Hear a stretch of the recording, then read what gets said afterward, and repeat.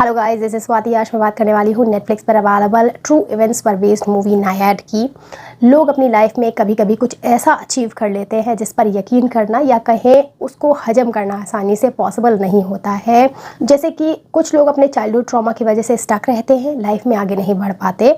वहीं दूसरी तरफ कुछ ऐसे ज़िद्दी और अड़ियल लोग होते हैं जो इसी ट्रॉमा का लाइफ में आगे बढ़ने के लिए चप्पू की तरह इस्तेमाल करते हैं। उन्हें एक अलग तरीके का पुश मिलता है इस ट्रॉमा से। नायाड मूवी में जो डायना नायाड दिखाई गई है वो इसी कैटेगरी की इंसान है, जहाँ पर उनका एक ट्रॉमेटिक पास्ट है और इस पास्ट की वजह से वो हर चीज़ को एट द मैक्स करती हैं, पुश टू द एज करती हैं, जो इस सिनेरियो में उनके लिए बहुत ही बेनिफिशियल रहा है। उन्होंने कुछ ऐसा कर दिखाया है 60 से लेकर 65 साल की उम्र में, जो इस उम्र के लोगों के लिए आसान तो बिल्कुल भी नहीं या कहीं इम्पॉसिबल है। सो नेटफ्लिक्स की ये 2 घंटे की मूवी देखने के बाद आप अपने न जाने कितने प्रोक्रेस्टिनेट किए गए कामों को लेकर फिर से बैठ जाएंगे और जोश से भरकर उन्हें पूरा कर ही देंगे। इतने ज़्यादा एंथू से आपको ये मूवी भर देती है।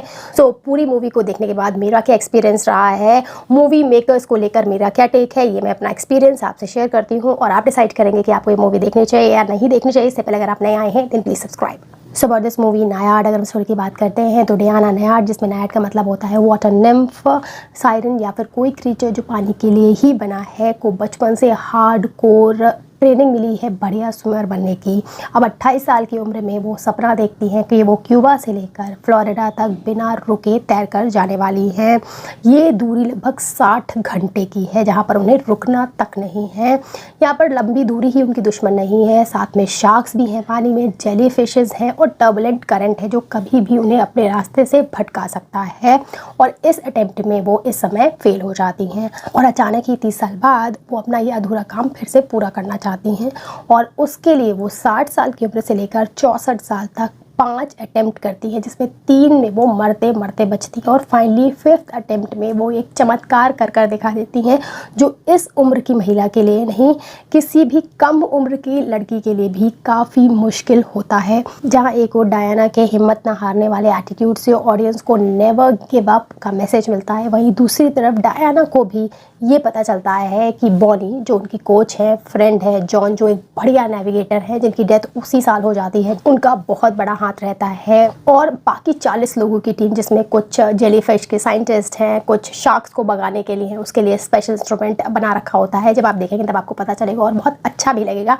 तो इन जो 40 लोगों का ग्रुप है उनकी वजह से डायना सफल होती हैं। उन्हें ये पता चलता है वो कोई लोन वुल्फ नहीं है, यहाँ पर टीम एफर्ट लगता है। तो मैसेजेस इस मूवी के बहुत ही ज़्यादा अच्छे हैं और रियलिस्टिक है, क्योंकि ये रियल लाइफ पर बेस्ड मूवी है। इमोशंस के तो कहने ही क्या। सो कुछ पॉजिटिव्स और नेगेटिव्स इस मूवी के मैं आपको बताने वाली हूँ। जो सबसे बड़ा और पहला पॉजिटिव मुझे इस मूवी का लगा है वो है इसकी कहानी। देखिए, अगर ये एक फिक्शनल कहानी होती तो लोग कह सकते थे ईजियर सेड देन डन, लेकिन क्योंकि ये किसी ने अपनी लाइफ में ये कर दिखाया है और उम्र के इस पड़ाव पर कर दिखाया है, तो लोग इससे पल्ला नहीं झाड़ सकते ये कहकर कि हाँ ऐसा तो बस फिल्मों में ही होता है। यहाँ पर आपको देखने को मिलेगा कि डायना ने कितने टफ डिसीजंस लिए, उन्होंने ही नहीं बॉनी ने, और जो टीम है उसको किस तरीके से, जब बिल्कुल ऑलमोस्ट पहुँच गए हैं, 11 या 12 घंटे ही रह जाते हैं, तब उन्होंने डायना को वाटर से निकाल लिया है बोट पर। ऐसे ऐसे डिसीजंस उन्हें लेने पड़े हैं और एंड में आकर तो आप सुपर इमोशनल होने वाले हैं। कहानी बहुत ही ज़्यादा हार्ट टचिंग है।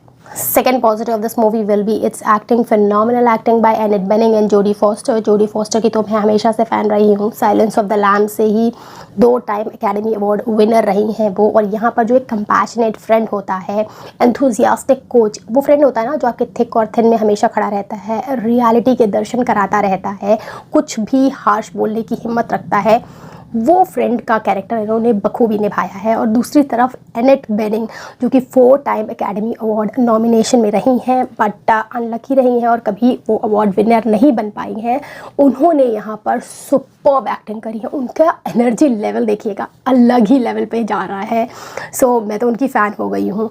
Third positive of this movie will be it's beautiful direction. यहाँ पर डायरेक्टोरियल डिब्यू है रियल लाइफ कपल का, अमेजिंगली डायरेक्ट किया है उन्होंने।